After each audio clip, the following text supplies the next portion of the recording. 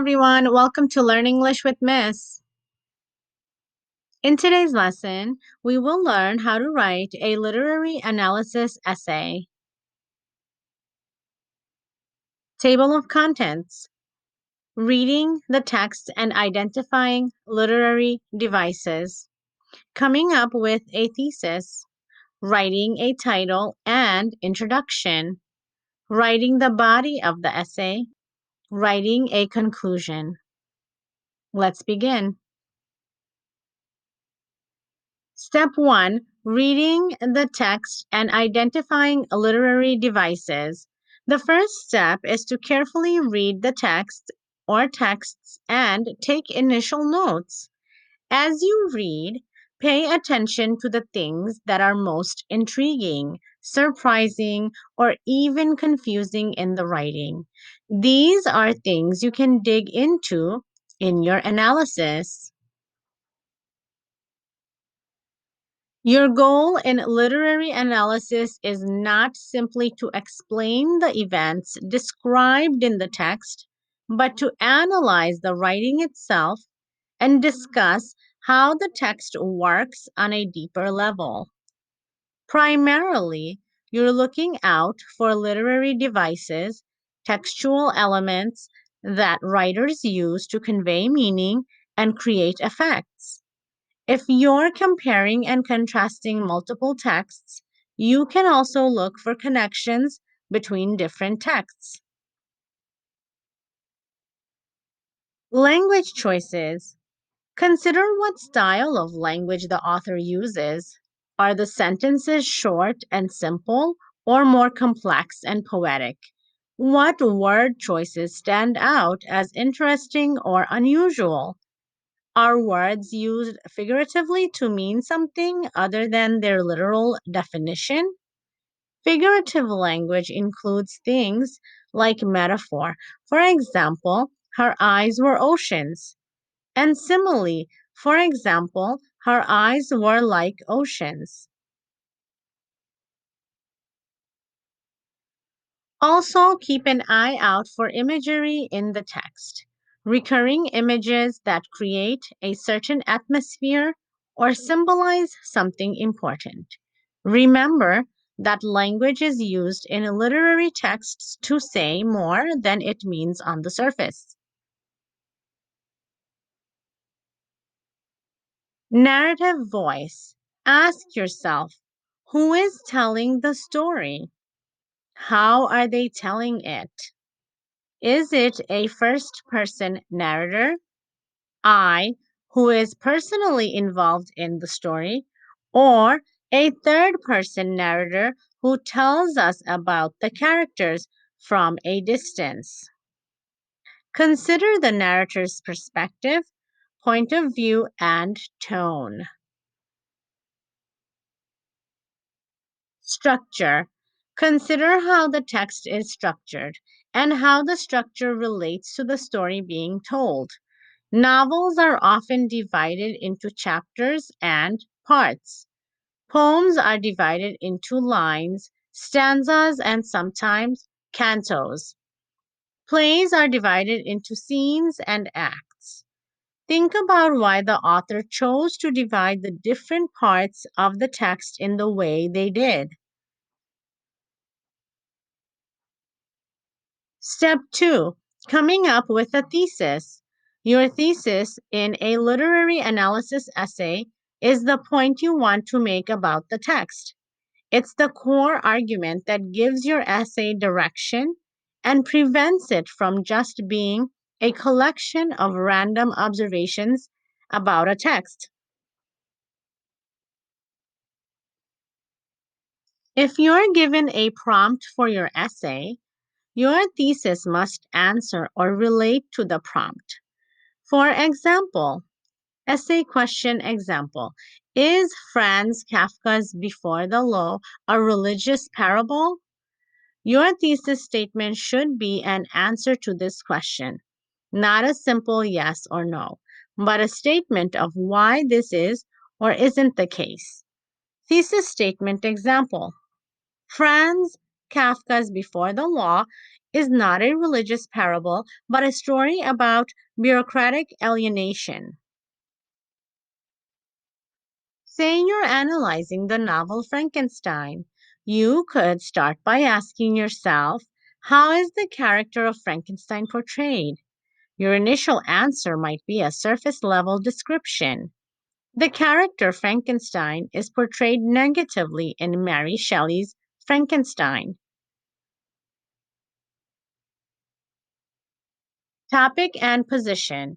The first part of the thesis statement identifies the topic that the essay will focus on and takes a clear position that the portrayal of Frankenstein changes throughout the novel, that this is achieved through the use of different narrative perspectives. For example, Mary Shelley uses shifting narrative perspectives to portray Frankenstein in an increasingly negative light as the novel goes on. Evidence. The second part of the thesis statement briefly sketches out the evidence from the text that will be used to support this position. For example, while he initially appears to be a naive but sympathetic idealist, after the creature's narrative, Frankenstein begins to resemble, even in his own telling, the thoughtlessly cruel figure the creature represents him as. Example of citing textual evidence. Blake asks, what dread hand could have created the tiger, subverting the usual sense of joy in God's creation and conveying instead a sense of fearful awe? Page 119. Finding textual evidence to support your thesis statement, your essay will build an argument using textual evidence. Specific parts of the text that demonstrate your point. This evidence is quoted and analyzed throughout your essay to explain your argument to the reader. For example, April is so wildly confused that she actually hated Caroline because it was all her fault. Page 118.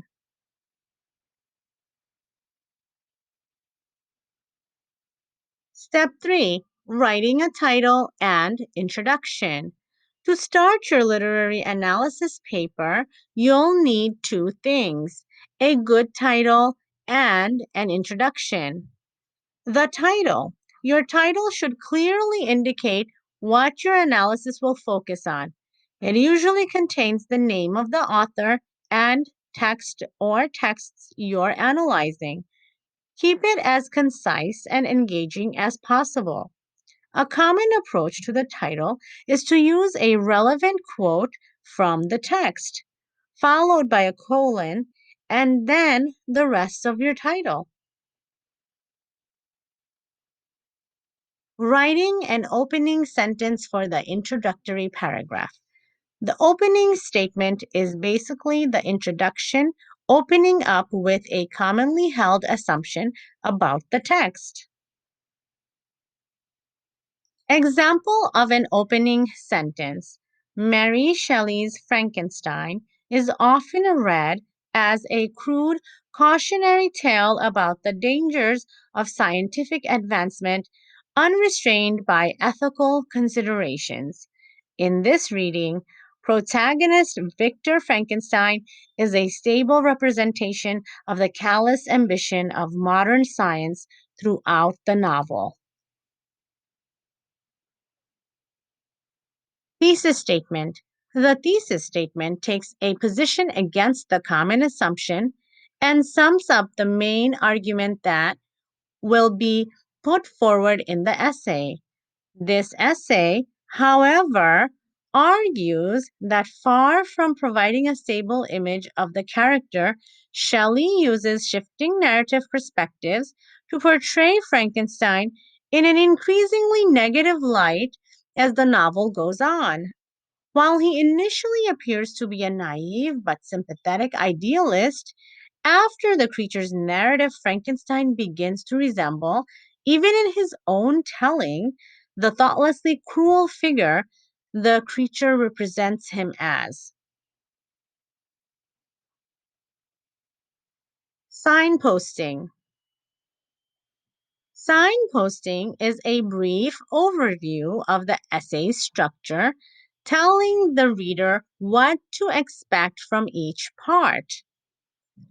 This essay begins by exploring the positive portrayal of Frankenstein in the first volume, then moves on to the creature's perception of him, and finally discusses the third volume's narrative shift toward viewing Frankenstein as the creature views himself.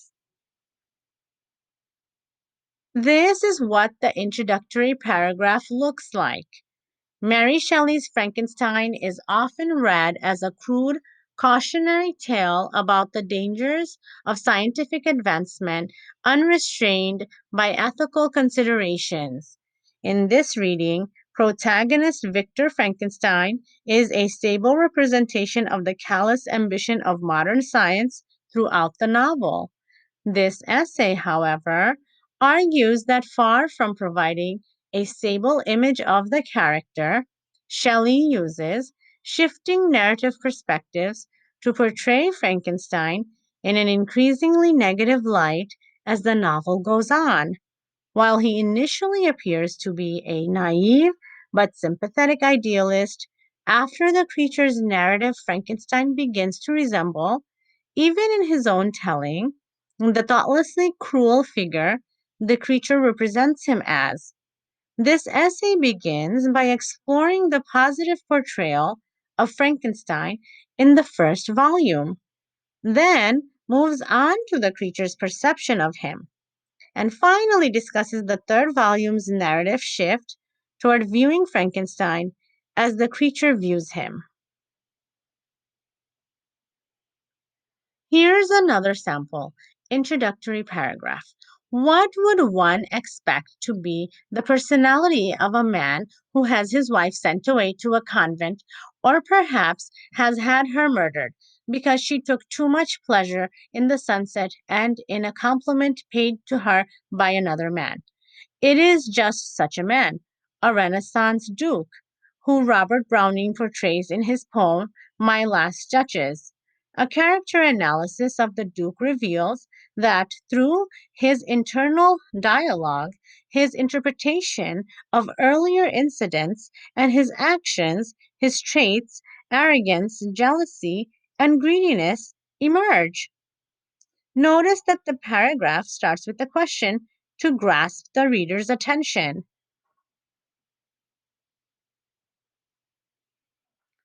Topic sentences.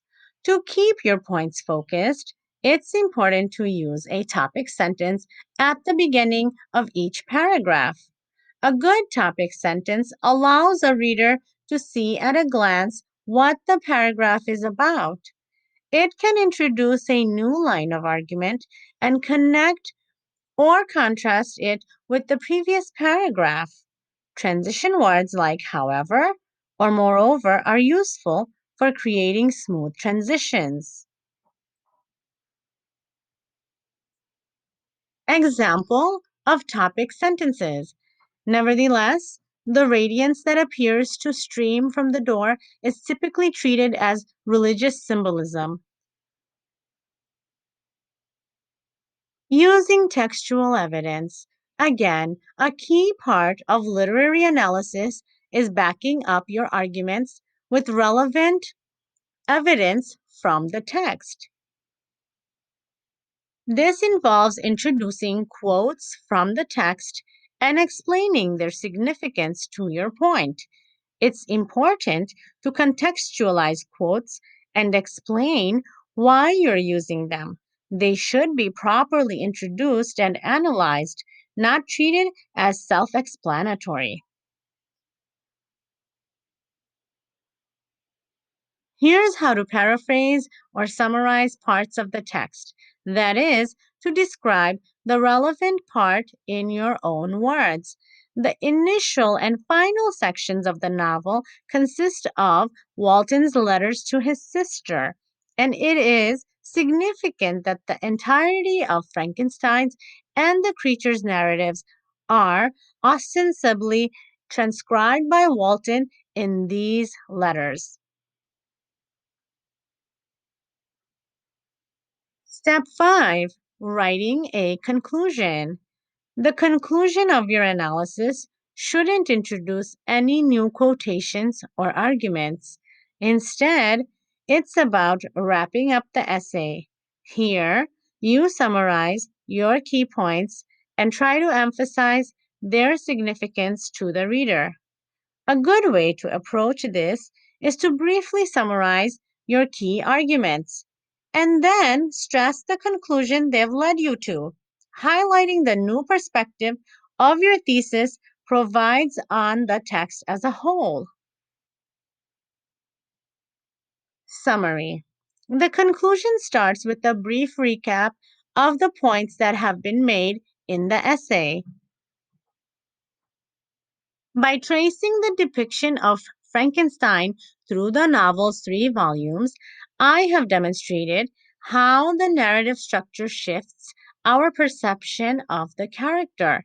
While the Frankenstein of the first volume is depicted as having innocent intentions, the second and third volumes, first in the creature's accusatory voice and then in his own voice, increasingly undermine him, causing him to appear alternately ridiculous and vindictive. Concluding point. The central argument is emphasized by showing how the analysis has contributed a new perspective. Far from the one dimensional villain he is often taken to be, the character of Frankenstein is compelling because of the dynamic narrative frame in which he is placed. In this frame, Frankenstein's narrative self presentation responds to the images of him we see from others' perspectives. Significance. The conclusion ends by linking the essay's argument to broader ideas. This conclusion sheds new light on the novel, foregrounding Shelley's unique layering of narrative perspectives and its importance for the depiction of character. Here's a sample conclusion. By tracing the depiction of Frankenstein through the novel's 3 volumes, I have demonstrated how the narrative structure shifts our perception of the character. While the Frankenstein of the first volume is depicted as having innocent intentions, the second and third volumes, first in the creature's accusatory voice and then in his own voice, increasingly undermine him, causing him to appear alternately ridiculous and vindictive. Far from the one dimensional villain he is often taken to be, the character of Frankenstein is compelling because of the dynamic narrative frame in which he is placed. In this frame, Frankenstein's narrative self presentation responds to the images of him we see from others' perspectives.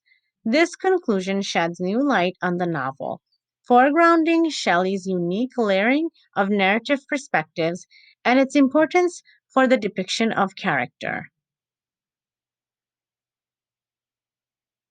In today's lesson, we learned how to write a literary analysis essay. I hope this video was helpful. Thank you for watching and learning with me. I'll see you again next time. Bye bye.